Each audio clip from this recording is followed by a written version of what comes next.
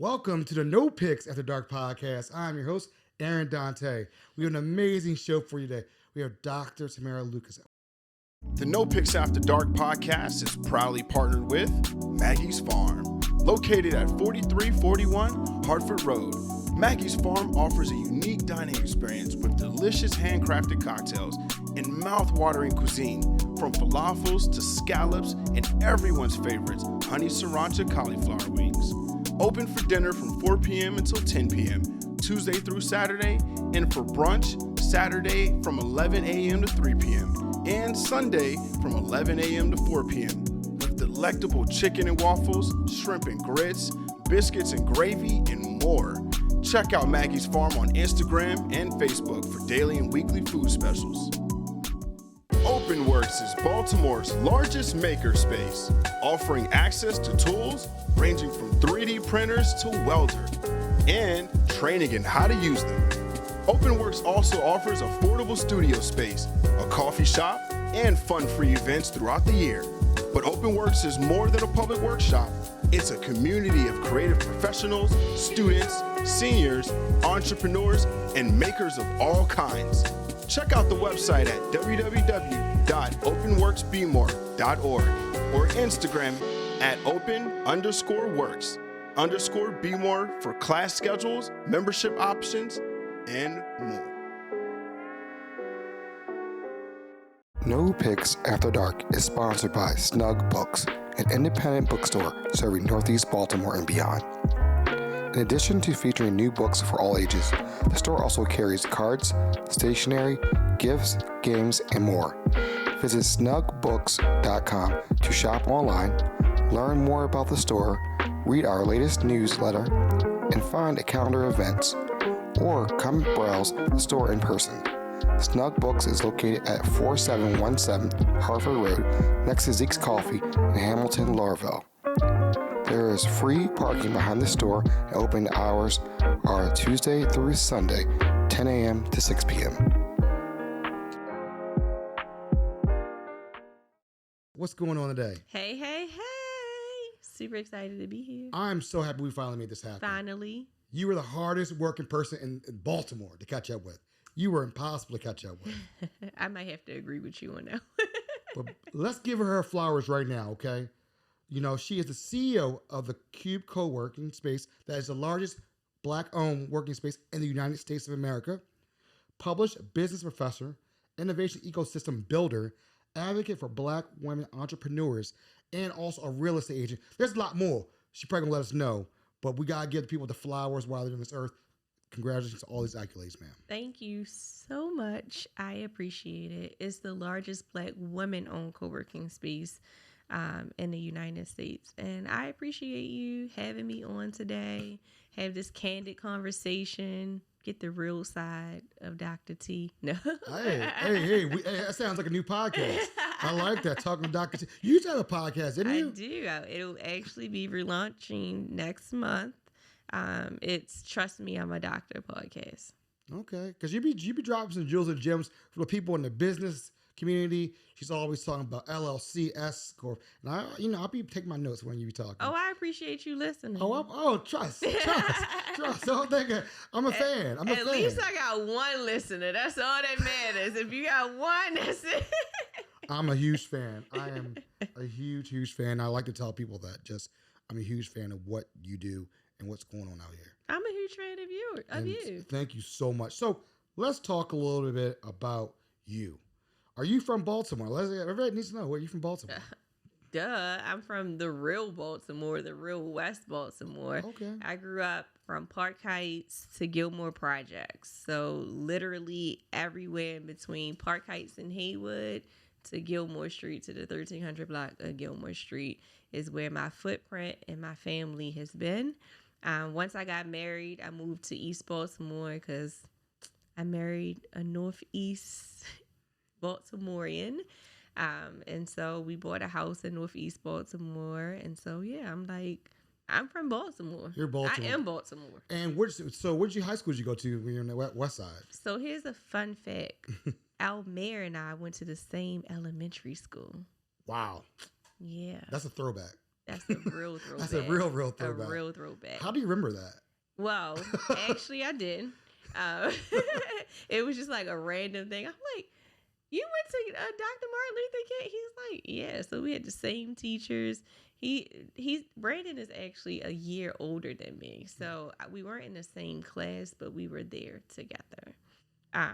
Or Mayor Scott, I should say. Sorry, I know him as.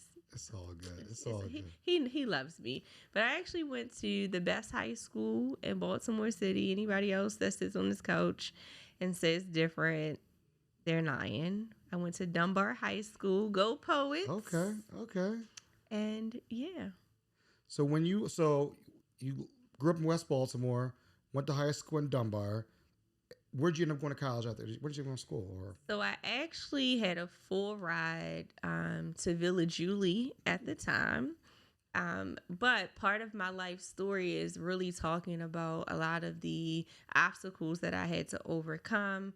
I dealt with extreme poverty. Like, while Village Julie was in Owings Mills and it seems so close now, back then the bus only went there morning, noon, and night.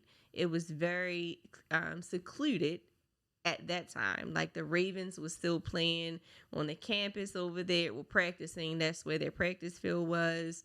They had just built like that whole building. And so I ended up actually failing out of college and taking my journey to Coppin State University, which was probably the best thing that had ever happened to me at that time in my life period.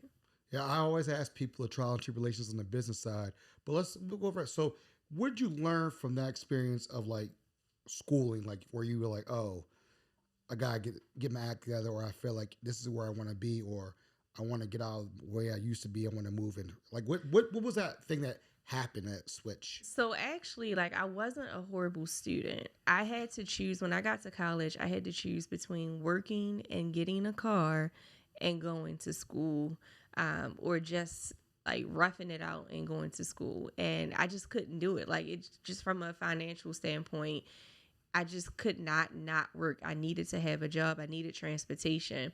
And so because I was working full time, and I am like an overachiever, I actually started to work 2 jobs. I wasn't really focusing on school. And so that thing that once I failed out of school or out of college, it was just like the worst thing that I felt like happened to me. I felt horrible. It was just like, how could you do this? Like, college was your ticket out of the hood, to be honest with you. And so I was just like, I'm not going to chase a check. I need to chase wealth. And what does that actually look like? Remember, back then, entrepreneurship and business, like, yeah, you could go to school for business administration, but it wasn't what it is today, right? It wasn't teaching you how to become an entrepreneur, how to invest in yourself. But for me, it was just like, if I can get a job paying a career, paying XYZ, I know that I can do better than what my upbringing was. And so although I didn't take that route of like getting this good government job, it was still my ticket, right? And I just couldn't let myself down. I couldn't let my future down. And so I immediately like, listen, how can you make this work? And Coppin gave me that opportunity to be able to work full time as well as go to school. And the crazy part is, when I went to college, most people don't know this. They probably think I first went to college for business. I didn't. I was actually a visual communication design major. Oh. I thought I was going to be a graphic designer for Disney. Okay. But they told me I had to know how to draw. The only thing I know how to draw is stick people. I went to computer science. And back then, technology, STEM wasn't as prevalent as it is today, especially for Black people. And while I went to HBCU, I was still like the only female in this class, and it just wasn't a welcoming thing. But I also realized that computer scientists, they don't talk to people. I like to talk. So I was introduced to management science in the business world. So that's really like that journey, that thing. I just knew that I had to get out of what I considered the hood and the poverty, and my education was the way out of that. I like what you're saying here, because you're like, I need to figure out how to get that money. and get that wealth. I understand how I never want to go back to where I came from. I want to move on and excel. Because I had a lot of college friends who I remember freshman year, it was like 30 of us all hang out together. Second semester was like 15. And I'll be back. I'll be back. I'm coming back to college. Never saw them again. And I was told that. When I failed out, they were like, oh, most people that look like us that failed out of college never goes back. And I was just like, no, I'm going back. Like, I got to get my education. I was the first college graduate in my family. It was bigger than, it was actually also bigger than just money. It was being an example. I have three siblings, under me. And my older brother, who is now deceased, he died in a motorcycle accident. They still looked up to me. And so it was just like, I can't let generations like not see success and what that actually looks like. So it was much bigger than that. And it was also, don't ever tell me what I can't do. Because now I'm going to work 100 times harder just to prove you wrong. That's just in me. I'm a Capricorn. I'm going to do it. And so that was actually motivation. Like, I'm not going to go back to college. Okay, watch this. Yeah, see, my motivation was, my parents were like, you got 4 years. And I don't know if I ever told about on the show. So my first semester, I was put on academic probation at the first semester. Wow. And people are like, really? I'm like, hey, I was at every Spades game. I was out there, like, because I wanted to be in a fraternity. I wanted to be about, because that was my. First of all, Spades is a great icebreaker. It's not even just an icebreaker. Like, you actually, it's educational. It is, but you're there all night. Every night I was out, same group, but I learned real quick. I was like, I gotta get around the right people. I gotta put myself around the right people to succeed. The people who want to do things. And that's what helped me get through where I got. So, I always ask every guest this. What is your favorite childhood memory growing up? Oh, my God. Everybody has one. My favorite childhood memory, so it's like a combination of my childhood. I'm originally, my maiden name is Smith. So my family is huge, okay? And so growing up at my grandmother's house on Gilmore Street, like, it was always a good time. And so my favorite memory is just like chilling outside on Gilmore Street with my family. We are all like clowns. Like, you cannot, if you want to be friends with us, you better have a sense of humor, because we're definitely going to crack on you. And so it was just like sitting around with my cousins, telling jokes about each other or being funny with my uncle. And so I am sad that my daughter doesn't get that same experience, but I'm telling you, we were like super close. Don't mess with any of us, because it's a whole bunch of us. So it's just like, we don't want to mess with the Smiths, because they, it's a lot of them over there. So it's just like chilling at my grandmother's house with all my cousins, especially my big male cousins. I was the child that was going to run her mouth, and then I'm going to call my cousins to deal with everything else. So I enjoyed that. We had a good time, a really good time. All right, so we'll be right back. We're going to talk about everything. We're done college, the business side of things. We're going to talk about the business. And now you kind of have a picture of the hunger of which, now it makes sense now, listening to you, how you're so successful right now. We'll be right back with these messages, folks.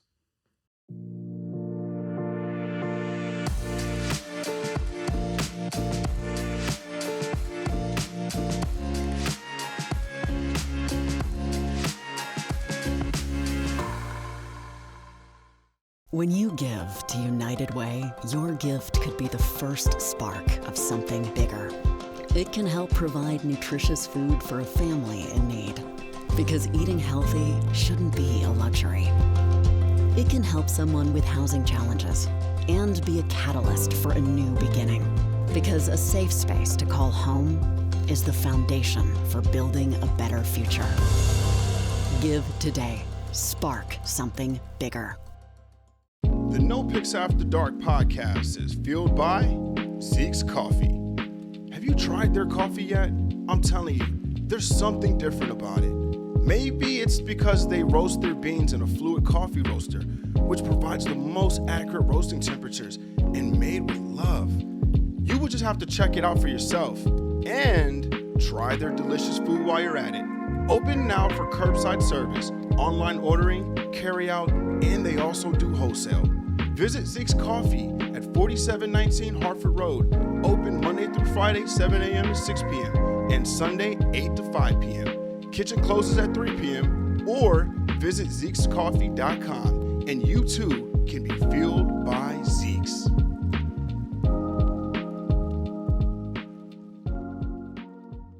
Folks, we are back. You can say Dr. T or Dr. Lucas, whatever you know. You know. But you got to put respect on that doc. Got to put the doctor. Right. Got to put the doctor in there. So, get out of college and whatnot. We speed up. Did you always want to be an entrepreneur? No, I didn't know. I don't even think I knew what entrepreneur was. I knew my I guess connection to entrepreneurship was my uncle. He would sell you the clothes off your back. He started selling things out of his trunk, which eventually turned into an actual store that was around for a very long time. If you are from Baltimore, my uncle was the person that was taking your pictures on Clay Street. Everybody has pictures with that big back wicker chair. That was my uncle. And so, but they didn't consider it entrepreneurship. We called it hustling. Yes. And I was like, I don't want to be a hustler. Like, I don't know. I don't want to do that, right? Because that was just what we were raised to understand. However, I worked everywhere. You name it, I've worked it. My husband and my friends, sometimes when we're at our house, they go over all of the jobs that I've had. And they laugh about it. Because I actually, worked at Jiffy Lube. Like, if you name it, I worked there, right? But I would get so bored easily. Like, I would excel in a lot of the positions that I held, and it would just get boring to me, or I would see a problem and want to provide a solution. And I think because people think that I'm so young, they don't realize that I was around when a lot of women, especially Black women, weren't being promoted in certain places, or we just wasn't seen as valuable in companies. And I felt that very early on. And I'm just like, if you don't value me, then I'm leaving.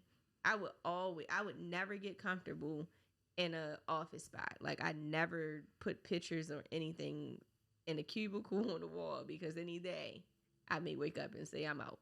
Okay. That's interesting to say that. I never put pictures in my cube or any office. I never have. No. People are like, where's your picture of your dog? Where's your picture of kids? I never do. In my phone. Yeah, I don't do that. Which I'm going to take with me when I leave. I like that. I like that. Sorry. And so once I realized, after graduating, actually copping, I was pregnant with my daughter. And I just had to figure out something. Like, what is it that I'm going to do? And a friend that went to college with me, we actually started our first business right out last semester of college, which was a kids mobile spa. And when I say we did amazing, we did amazing. So that was really my first taste of being an entrepreneur. She was a mom already. And so she was struggling with school, work, and mom, being a mom and running a business. And so we eventually dissolved the business. I had my daughter, and then I birthed my first solo business, which was Ryan's Closet, was a children's accessory line, because Ryan didn't have any hair. So I was just making headbands. That turned into a business. And so that was really I never really knew that I wanted to be an entrepreneur up until I gave birth to my child. And that was just me birthing a new Tammira. It wasn't just me birthing my daughter, but it was just okay, now I'm responsible for this human being, and I don't want her to see me just living the status quo.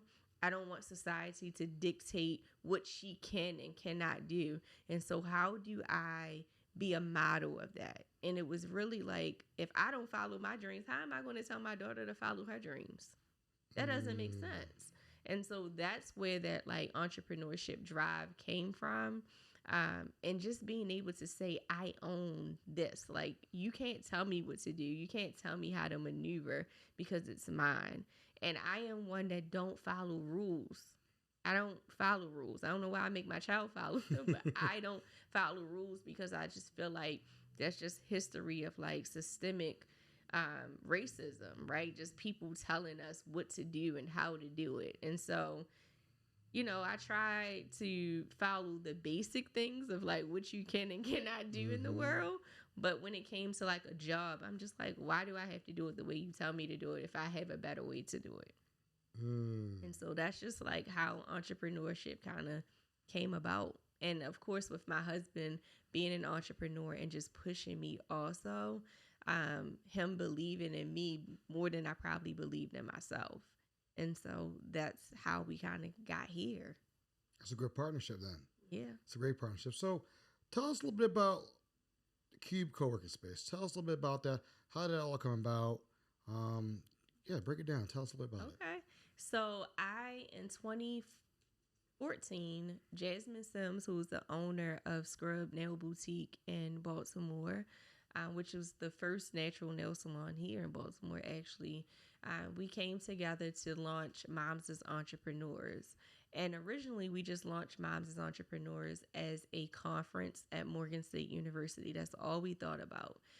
But the moms kept coming back saying that they want more. And we realized that there weren't any programs at that time or any support to focus on women entrepreneurs. And that's crazy. This is 2014? This is 2014. Wow. There weren't really many. I mean, there weren't many out there to support women, and there was zero to support moms. And as two moms, we understood like there's a difference between being a woman with no children and being a mom when it comes to entrepreneurship. You can assume more risk with a woman without children versus being a mom, because now you're like, do I quit my job and risk not having a roof over my head to follow my dreams versus betting on yourself and saying, hey, Erin, I need to sleep on your couch for a couple months, right? Which a lot of Silicon Valley entrepreneurs do.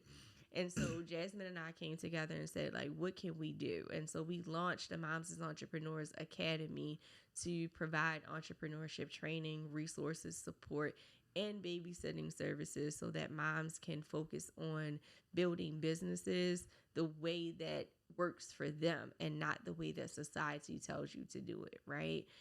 We know that moms are less likely to we already not getting investment dollars as women. I was about to curse. We darn sure don't get investment dollars as Black women. And then when you tell an investor that you are a mother, they're like, oh, you can't do that because you have children. And so we want to change that narrative for Black women, Black moms who desire to be entrepreneurs. And so in the midst of all of that and like graduating these moms out of our program, over 100 moms, I may say, in Baltimore, I love the idea of co-working spaces. And as a mother, I just didn't feel comfortable with bringing my child to a co-working space because, people are trying to get work. I know I need silence or just some like time away from my child. And so I also like the idea of like IKEA. When you go shop, you used to drop your kids off in the play area. That COVID kind of changed that. Or at the gym, you can drop your child off in the play area, go work out, come and do whatever you need to do. And so I thought I was going to revolutionize the way that co-working was seen. I was going to be on the front of Ebony. I'm still going to be on the front of Ebony, but I thought that this was that thing that was just going to like quickly, everyone's going to pick up on. And so I called my sister. I said, listen, the only way that we can create or teach other people how to create generational wealth is if we are the examples to do that. I have a business idea. Do you believe in me? She said, I believe in you. I said, okay, well, let's put our money together. We're going to open up this co-working space and we're going to provide babysitting service. We did a year research, and co-working wasn't an industry. It's not like how it was, and this is in 2016. It was a new thing WeWorks wasn't even as big as WeWorks was at that time. And so we did a year of research around like shared office spaces, nanny, babysit, really breaking the industry down. And we then took a year for us to find a commercial property that we could actually afford. And so we actually launched in Baltimore County on York Road in a 1,200 square foot building. We didn't have many members. We had to figure this business out. It wasn't no how to open up co-working space for dummies book. Like, we were creating the book, the playbook. I did work collectively with like Michelle Geist from Impact Hub, Will Holman from Open Works. Like, they were my support in this. Siobhan Cherry, a Spark. Like, they all helped. Like, we are a community, right? It's not competition. We are definitely a community. And so over the pandemic, so we ran and operated. We figured a business model out that was sustainable, that we would be able to grow. And then during the pandemic, we had an opportunity with a local developer came to us and asked that we want a new location. We said yes. We took the upstairs. A few months later, they said, hey, what do you think about taking over the entire building? That was the scariest shit of my life. I'm sorry. Like, being responsible for a 15,000 square foot building as a Black woman, we like, I don't know any other person that looked like me that is responsible for such a huge responsibility like that. And not to mention like growth, like how do we grow this? And so it took all of the skills that I had and my sister had to really create a strategy, and some good advisors like Omar Muhammad at Morgan State University to help us build capacity and create, a growth and sustainability plan. And so I just, we bootstrapped this business. We didn't receive any funding. And I think that's important to understand. We didn't even look for funding in the beginning, because one of the things that I wanted to remain true to, I wanted to have control. When you're getting money from people, your control kind of, starts to like diminish, right? And not that that's a bad thing, because we're at the place now, we're ready to like, okay, we don't need full control over this. But I wanted the essence of our business to really remain true to our purpose. And a lot of times when we were talking to like potential investors, they wanted to change the model. And that model would have literally probably put us out of business like it did for a lot of people during the pandemic. We were able to sustain and grow versus not being able to do so. And so now we're at the point where we're purchasing the building. And we're doing that from a community standpoint. We're allowing everyday people to buy portions or small pieces of their actual real estate. And so we're creating wealth mindset. Like, no, they may not become millionaires off of the piece of share that they purchased in the real estate, but it's changing their mindset to let them know that they actually can do things like this. And so we're excited about the growth. We have almost 200 members throughout all of our memberships. And so if you guys are looking for a space to work, come to the Cube over here in Hamilton, Louisville. So tell us a little bit about the Cube. Tell us a little bit about the community spaces, things of that nature. If somebody's watching, they need somewhere to work, they need somewhere, a brand new office. Where the world works now, people can work anywhere. Yep. Telework anywhere. So tell us a little bit about that. So we have office spaces. We have 3 meeting rooms. We have any space for you to host a large event up to 150 people. Everything is membership based. So you have private offices that are membership based.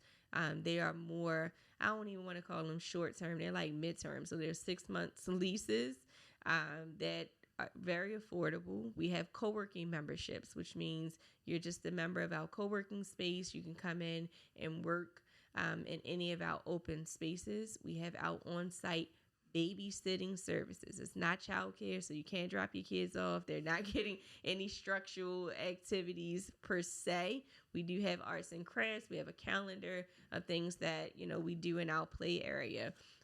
We have all types of businesses currently. We have a total of like 17 offices. 14 of them are currently occupied. So we got 3 spaces waiting for you. So come on over. We have everything from a makeup artist, a braider to PRP services, a law services. So we have Maryland Capital Enterprise in our building. You need some money for your business? Come over to the Cube. And so this is an opportunity not just for entrepreneurs. Again, we have people that are working, traditional 9-to-5s that they now have the opportunity to telework, and they just want a different space to work out of.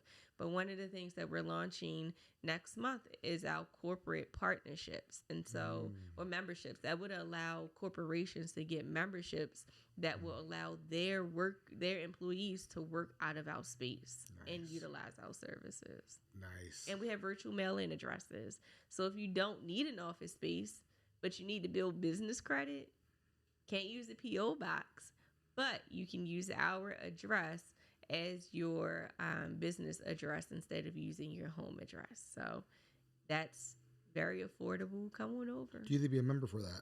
So it is a membership. So the virtual mailing address is an actual membership. Okay. So you would be considered a member once you sign up for that. And so, we get your mail. We can forward it to you. You can pick it up. You can even get it virtual because you actually get a virtual mail box that we can send secure information in as well. And this is just one of your jobs. That's just one of my jobs. Because you're a busy person. Very. I mean, to have you sitting here, I'm just pinching myself. I can't believe I'm looking at my clock. He's like being dramatic, guys. I'm looking at the clock like I only got 5 more minutes. Believe me, she's gonna be gone like the Flash. But really, I really salute to you for what you're doing. And I'm proud of what you're doing. And representation matters. I always tell people that. To see somebody else doing big things in the community, I love seeing a black person. I love seeing black people win. Period. Thank you. Me too. That's the basis of my work and my purpose, honestly. Okay. Yeah, I love it. I love seeing them win. Whatever we can do to highlight it, that's what we're doing. And so I try to get people on the show like yourself, because people probably like, I didn't know that. And that's what's all about. I didn't know that's an interesting thing and whatnot. So what advice would you give somebody who's, they're watching now, entrepreneurs, everybody, you always, because you talk about the episode, but they got to listen to the episode. But a brief, like, where do you even start? Like, if an entrepreneur, like, what would be the first two or three things you would give advice that you've been through to help out an entrepreneur who's listening? Like, I want to start my own business. I want to do this. What would you tell them? The first thing is get out your own way. While there are many places that you can get advice from or tips and tricks, the reality of entrepreneurship is you make this shit up every day, okay? As you go, you never know what curveball is going to come your way as an entrepreneur. And so you can't allow yourself or your mindset to get in the way of you actually doing it. Just step out. You got to learn. Fail first, fail fast. You're going to hear that from any successful entrepreneur. Fail first and fail fast so that you learn and you can get over that. The second thing is do your research. Research. Not just a simple Google search, but dig deep into the industry and what it is that you want to do. Learn as much as possible. No one could tell me about the co-working industry when I first started because I knew every single thing about it. Like, literally, I was spitting off information and numbers. The third thing is connect yourself or put yourself around people that are doing the things that you want to do. I'm not successful because I'm the smartest person in the room. I don't even want to be the smartest person in the room. I don't. I enjoy learning, and not even just specifically in the things that I'm doing. You guys have to understand business is it's a wild run. And a lot of times the people that are doing the most successful things in business or in life period It's all about who they know and not what they know most of the time. Preach. Hey, listen, I tell people all this. I'm like, I have a good podcast, but not the best podcast. I tell people like, wow, I'm like, I'm like, because some people, they spit some real stuff, but it's about those connections you're working with, the people in the industry. You know, you see me at a couple parties, you probably be like, and that's how it is. Like, I've seen you at so many events. I'm like, oh, okay, I must be at the right party there. I said that when I see you. Yeah, that's how it is. Like, you start seeing the same people. People start recognizing. You're like, why is he here? Why is he always here? And they start want to know a little bit more about you. And I'm learning that going through this process. And I love that you dropped those jewels and gems right there. Yeah. Because a lot of people don't understand that. They don't understand. I always say your network is not just your net worth. You'll hear that a lot. It's your legacy worth. What is the legacy that you want to leave? And how do you actually get there? I'm not buying a 15,000 square foot commercial building because I'm the smartest person in the room. It's because of who I know and what they know. And I don't even need to know every single thing that they know. I just need to know what I need to know. And that just sounds very cliche, but it's the reality of it, right? You want to be able to pick up the phone and say, hey, Aaron, I need this. Can you help me? Right? Because everything is not just how much or how much are you going to pay me. You know, I never know when I'm going to need Aaron. And so the fourth thing is being pleasant costs nothing. Say it one more time. Being pleasant costs nothing. And it's a lot of times in business, like, people are definitely going to piss you off. I'm not going to take that away. But you got to, like, why walk around with that, right? Like, their issue is actually not your issue. But just be pleasant. I was just telling the kids across the street, we have CLEA, Community Law in Action, have their summer institute at our co-working space right now. And the kids that are walking in, they're not used to people just saying good morning. I said good morning. They looking at me like I just like punched them or something, right? And I'm like, no, just say, like, walk down the street and say good morning. You never know who you're sitting next to. And that's what I will say. Because a lot of times we get so hungry that we want to be crabs. We want to just hold on to everything. Listen, what you know is what you know. And you don't ever have to worry about where money is going to come from if you're just pleasant. I promise you. And if you do the work. Hey, I agree with you. Everything. It's funny. I do a lot of people behind the scenes. And I helped out a lot of different podcasts. People are like, how do you know about so many people in the industry? I'm like, so I talk with them. They call and my phone always answers, and I might not pick up that moment, but I'll text you back, hey, what's going on? Let me know what time. I got people coming this month from DC and Virginia who were like, we want to sit down with you. We will pay you for your time. Because I'm like, and honestly, it's not about that for me. It's about, I don't know it all, but I can help you out. Yeah. The tools. And like, I had a guy call me and said, can you do a class on podcast? I'm like, sure. Well, how much you want to charge? I said, honestly, like, I haven't even thought about it. Now I've done a class for that before, but I don't really think about it because I enjoy what I do. Yep. And if I can help somebody else out, give me an example. This year, for the first time, Baltimore Sun, they had over 10 Black podcasts that were up for nominations for Best of Baltimore. Wow. That's never happened. The top 3 podcasts for all Black podcasts in Baltimore City. Wow. That's never happened. Never. And I know this because I was like, when I jumped in, I was the only person in there. Yeah. It was another. And I remember I always tell people, and I said, success for me is representation. Yeah. And when I was in the paper last year and they saw that Black boy's face there and smallest smile, a lot of people were like, we can do that. Yep. And it goes a long way. So what you're doing is what people like, hey. If she can do it, I can do it. That's all I want people to.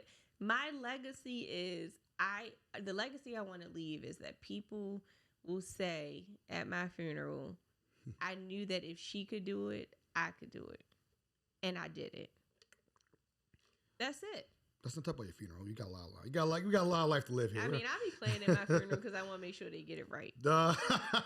You want control even from there. Correct. So, we've talked about a lot of different things. What would you want people to walk away from this interview when after they say, wow, like she broke down some jewels and gems.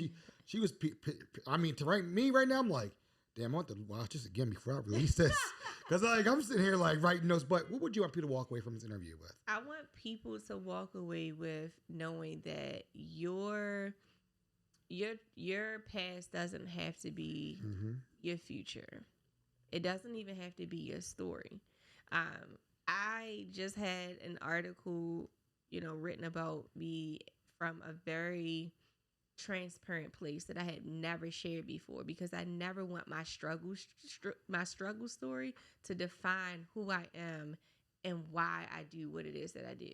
Why I came from that, it's not my story today, and I'm okay with it not being my story today. I just want people to understand that your environment doesn't have to define who you are. Just because you see people doing certain things in your community or in your family doesn't mean that you have to do it. I've seen a lot of stuff in my family, and they always say, they call me the bougie cousin, the bougie aunt, and I'm gonna take that, right? I'm just like, all right, fine, I'll be that, because I just didn't want to be a product of my environment. And so and I don't care what your environment is, even if it wasn't a struggle environment, right? Maybe it's a privileged environment that you came from, and you're just like, I had this privilege, or I have this privilege, but I don't know how to take this and make it impactful. Your privilege don't even have to define who you are. We've seen, like, remember, I think about Coming to America, right? Like, he was a prince, and no one knew that. Right. She loved him for who he was and not for what he had. Right. And so just remember, like, whether your story is from one spectrum to another, it doesn't have to define who you are. You define who you are, and don't allow society to define who you are. Every single day I walked out of my house on Francis Street, the odds of me being anything besides a drug dealer, a drug dealer's girlfriend, wife, or being just in poverty my entire life was against me every single day. And I knew that I wouldn't allow society to define who I am. I'm going to define who I am. And even in business success, just because I'm a Black woman, don't mean I'm going to allow society to tell me what I can't do. I'm going to do it, whether you like it or not.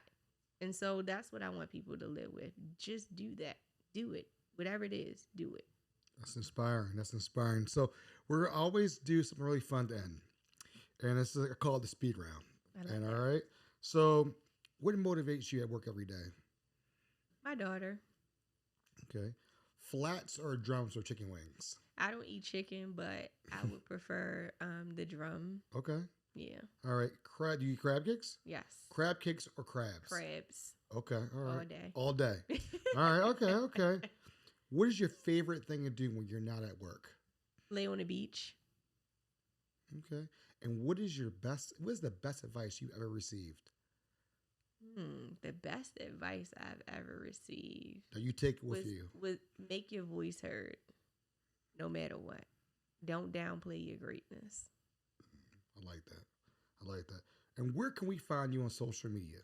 What's the best way of somebody finding you, or even if you want to talk about the Cube? Or it's the time to plug where we can find you. You can find me at The Business Doctor. That's The Business DR on Instagram, on every platform: Twitter, Instagram, Facebook. If you want to follow the Cube, please do. Stay connected to everything that we have going on. It's at the Cube Cowork, also on all platforms.